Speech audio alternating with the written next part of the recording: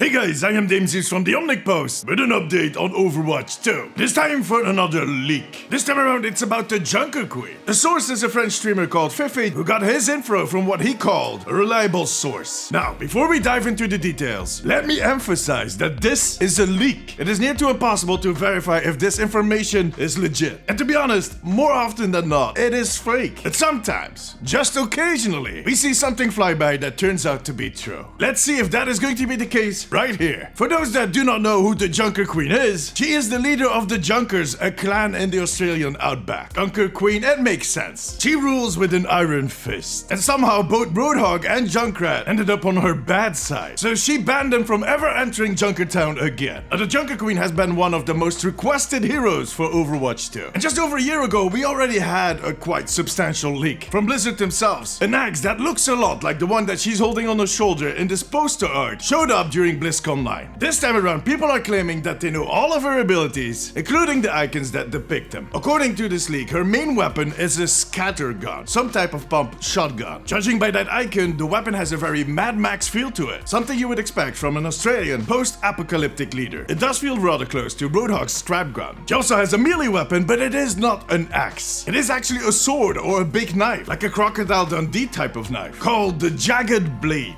She can cut people with that blade, causing a damage over time bleed effect, which is nice. I've always been a big fan of dot abilities. But the Jagged Blade gets really interesting when she starts throwing it. She can actually call it back, much like a boomerang. And on the way, it will push back anybody it hits. This all sounds really cool, but what about the axe? That weapon made her look so iconic. It would be a shame if they dropped it. No pun intended. But let's continue. Another of her abilities is called Rallying Cry. Now, if you've ever played a warrior in World of Warcraft, that might sound familiar. And the effect is just as familiar. It will raise her HP with 200 and that of her allies by 100. On top of that, it will make her move 30% faster. Next up is Carnage. It's an attack that puts a damage over time effect on everybody in front of her, most likely using that Jagged Blade, or maybe this is where the axe comes into play. Her passive is called Adrenaline Shock, which heals all damage that she takes from bleed effects, which is a weird passive to have, because there's not that many heroes that cause a bleed effect. Genji used to have it, but they removed that back in 2016. Anyways, her ult is called Rampage. She charges in and throws around a healing debuff while healing herself. So it's basically an Ana flask,